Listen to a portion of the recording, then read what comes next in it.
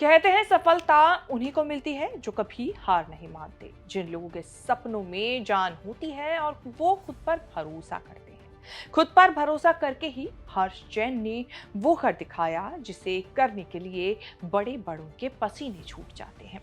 एड़ी चोटी का जोर लगाने के बाद भी चप्पलें घिस जाती हैं। हर्ष जैन के पिता अंबानी के करीबी सलाहकार थे, लेकिन बेटा पिता से 4 कदम आगे निकला। जिन अंबानी इसके लिए पिता कभी काम करते थे, उनके एडवाइजर थे, आज बेटे ने उन्हीं के बगल में घर खरीद कर उनको अपना पड़ोसी बना लिया। जरा सी उम्र में बहुत कुछ पा लिया, लेकिन इस सफलता का जो चैनल यानी कि रास्ता बना, अब लगता है कि सरकार के एक फैसले से वही चैनल बंद होने वाला है। जिस रास्ते की हम बात कर रहे हैं वो है ड्रीम 11 का, जिसके जरिए हर्ष ने 65,000 करोड़ रुपए की कंपनी शुरू की। लेकिन शुरुआत आसान नहीं थी। कंपनी कभी पाई पाई को मोहताज थी। 150 वेंचर्स के पास गए, अपना आइडिया सुनाया, लेकिन सभी जगह रिजेक्शन मिला। इतना सब झेला, तब जाकर सफलता का स्वाद चखा। लेकिन अब सरकार के एक फरमान ने इन सब पर पानी फेर दिया है। कैसे, सब बताएंगे चर्चित चेहरा के इस एपिसोड में। क्या है हर्ष के एक सक्सेसफुल एंटरप्रेन्योर बनने की कहानी और कैसे 150 जगह रिजेक्शन पाने वाला शख्स बन गया अंबानी का पड़ोसी। बताएंगे सब कुछ चर्चित चेहरा के इस एपिसोड में, तो बने रहिए वीडियो के आखिर तक। नमस्कार, मैं हूं कीर्ति और आप न्यूज तक पर देख रहे हैं चर्चित चेहरा। देश में बीते दिनों से ऑनलाइन सट्टेबाजी और गेमिंग एप्स ट्रेंड बहुत तेजी से फैल रहा है। अब केंद्र सरकार इसे रेगुलेट करने के लिए एक कानून लेकर आ रही है। सरकार ने लोकसभा में promotion and regulation of online gaming bill 2025 पेश किया है। अगर ये बिल पास हो जाता है तो देश में चल रही तमाम ऑनलाइन कैश गेम्स जैसे ड्रीम 11, माई 11 सर्कल, पोकर रमी आदि पर लगाम लग जाएगा और इन गेम्स का प्रमोशन करना भी गैर कानूनी होगा। इसका ड्राफ्ट इलेक्ट्रॉनिक्स और सूचना प्रौद्योगिकी मंत्रालय ने तैयार किया है। लोकसभा में इस बिल के पेश होने के बाद से सबसे ज्यादा चर्चा में आ गए हैं ड्रीम 11 के फाउंडर हर्ष जैन। ड्रीम 11 आज इस ऐप के बारे में देश का बच्चा बच्चा जानता है। शेयर मार्केट और म्यूचुअल फंड में इन्वेस्ट करने के लिए बना प्लेटफॉर्म ग्रो भी कुछ कम फेमस नहीं है। इन दोनों ही ऐप के फाउंडर हैं हर्ष जैन। लेकिन इस वक्त हर्ष के ड्रीम 11 ऐप की चर्चा सबसे ज्यादा हो रही है। ड्रीम 11 भारत में बेस्ड एक फैंटेसी स्पोर्ट्स प्लेटफॉर्म है जो यूजर्स को fantasy cricket, hockey, football, kabaddi और बास्केटबॉल खेलने का मौका देता है। इस ऐप के जरिए आप अपने प्लेयर्स खुद सेलेक्ट कर सकते हैं। हर्ष जैन की कहानी एक सिर्फ सफल एंटरप्रेन्योर की नहीं, बल्कि एक ऐसे नौजवान की है जिसने 150 से भी ज्यादा बार नकारे जाने के बाद अपना हौसला नहीं खोया और आखिरकार एक ऐसा मुकाम हासिल किया जिसकी लोग सिर्फ कल्पना कर सकते हैं। साल 2008 में आईपीएल की शुरुआत ने भारत में क्रिकेट को एक नया मुकाम पर पहुंचा दिया।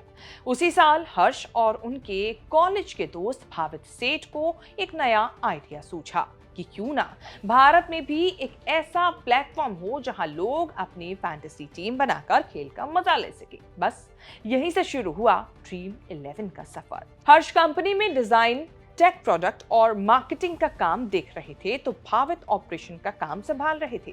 कंपनी बनने के बाद शुरुआत में फंडिंग की काफी दिक्कत रही। हर्ष और भावित ने जब ड्रीम 11 को लोगों के सामने रखा तो 150 से भी ज्यादा वेंचर कैपिटलिस्ट ने उनका आइडिया ठुकरा दिया। हर बार उन्हें कहा गया कि ये बिजनेस मॉडल भारत में काम नहीं करेगा। कोई कहता कि लोग ऑनलाइन गेम्स में पैसा नहीं लगाएंगे, तो कोई कहता कि ये लीगल नहीं होगा। 150 बार नाकाम होने के बाद भी उन्होंने कोशिश बंद नहीं की। हर रिजेक्शन से उन्होंने कुछ नया सीखा और अपने आइडिया को बेहतर किया। जब कोई नहीं मानता था तब भी उन्होंने अपने विजन पर भरोसा रखा। खेलों के लिए उनका जुनून ही ड्रीम 11 की नींव बना। वो हर रिजेक्शन से कुछ नया सीखते गए। Gross margin, customer acquisition cost, life time value जैसी चीजें समझते गए और अपने आइडिया को और मजबूत बनाते चले गए। लगातार 2 सालों की मेहनत के बाद 2012-13 में उन्हें पहला इन्वेस्टमेंट मिला। धीरे धीरे ड्रीम 11 की पकड़ बाजार में बनने लगी। ये पहली बार था जब तमाम मुश्किलों और असफलताओं के बाद हर्ष और भावित की कंपनी को सफलता का वो मुकाम मिला। लेकिन इसके बाद पहचान उन्हें तब मिलने लगी जब 2020 में आईपीएल की स्पॉन्सरशिप के राइट्स उन्हें मिले। इसके बाद से कंपनी का नाम बच्चे बच्चे की जुबान पर चढ़ गया। ड्रीम 11 घर घर में पहचाने जाने लगा। फिर ये भारतीय क्रिकेट टीम की जर्सी का भी स्पॉन्सर बना। हर्ष जैन सिर्फ ड्रीम 11 के सीईओ ही नहीं बल्कि federation of Indian fantasy sports के अध्यक्ष भी हैं। उन्होंने 2010 में एक social media agency red digital की भी स्थापना की थी, जिसे 2013 में गोजूप नाम की मार्केटिंग कंपनी ने खरीद लिया। वैसे इसके अलावा जैसा कि हमने बताया, हर्ष ग्रो नाम की म्यूचुअल फंड और शेयर मार्केट से जुड़े ऐप के साथ भी जुड़े रहे हैं, उसके फाउंडर मेंबर हैं। आपको बता दें, फिलहाल हर्ष करोड़ों रुपए में डील करते हैं। आज हर्ष की कंपनी की वैल्यूएशन करीब 65,000 करोड़ रुपए है। बता दें कि इस साल की शुरुआत में ही हर्ष जैन ने मुंबई के बेहद महंगे और लग्जरी लोढा मालाबार प्रोजेक्ट में एक आलीशान अपार्टमेंट खरीदा है। इस अपार्टमेंट की खबर बहुत तेजी से फैली, ऐसा इसीलिए क्योंकि इसकी कीमत करीब 138 करोड़ रुपए बताई गई। यह अपार्टमेंट मुकेश अंबानी और नीता अंबानी के आलीशान इंटीलिया के बिल्कुल नजदीक है। इस प्रॉपर्टी के लिए हर्ष जैन को सिर्फ स्टैंप ड्यूटी के तौर पर ही करीब 8.5 करोड़ रुपए देने पड़े थे। 1986 में मुंबई में जन्मे हर्ष जैन को शुरू से ही स्पोर्ट्स और टेक्नोलॉजी के साथ गेमिंग में मजा आता था।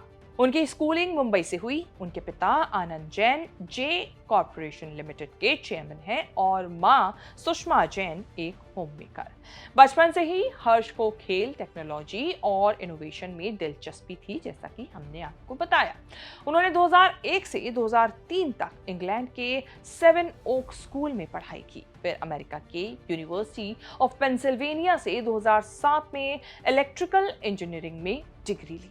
इसके बाद 2014 में उन्होंने कोलंबिया बिजनेस स्कूल से एमबीए भी किया। हर्ष ने पढ़ाई के दौरान माइक्रोसॉफ्ट में समर इंटर्नशिप भी की और इसके बाद जे कॉर्पोरेशन लिमिटेड में मार्केटिंग मैनेजर के तौर पर काम किया।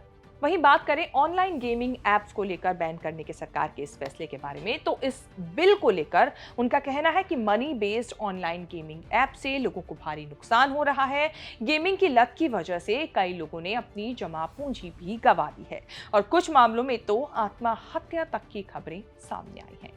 इसके अलावा सरकार को मनी लॉन्ड्रिंग और राष्ट्रीय सुरक्षा से जुड़ी चिंताएं भी हैं, जिन पर लगाम कसने के लिए ये कानून लाया जा रहा है।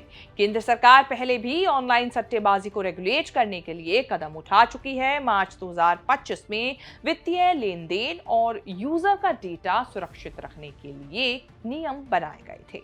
भारतीय न्याय संहिता में अनाधिकृत सट्टेबाजी के लिए 7 साल की जेल और जुर्माने का प्रावधान पहले से मौजूद है। अप्रैल 2023 में आईटी मिनिस्ट्री ने ऑनलाइन गेमिंग के कुछ नियम पेश किए थे, जिन्हें मोटे तौर पर उद्योग हितैषी माना गया था, लेकिन वो लागू नहीं हो पाए थे। अगर ये कानून अब लागू होता है तो ऑनलाइन गेमिंग इंडस्ट्री को बड़ा झटका लगेगा। एवरेज तौर पर लगभग 11 करोड़ लोग रोजाना ऑनलाइन गेम खेलते हैं, बैटिंग करते हैं और इंडस्ट्री के जानकारों की अगर माने तो इस कदम से 2 लाख से ज्यादा नौकरियां भी खतरे में पड़ सकती हैं और सरकार को भी करोड़ों रुपए का टैक्स का नुकसान होगा। लेकिन सरकार के इस बिल के साथ ही सबसे ज्यादा चर्चा में आ गया ड्रीम 11 और इसी के साथ चर्चा में आए इसके फाउंडर हर्ष जैन भी, जिनको लेकर हमने चर्चित चेहरा में आपको ये रिपोर्ट पेश की। उम्मीद है ये रिपोर्ट आपको पसंद आई होगी। इसे लेकर आपकी क्या राय है, कमेंट सेक्शन में जाके हमें अपनी बात जरूर बताएं और इस तरह की खबरें आगे भी देखने के लिए बने रहें न्यूज़ तक के साथ।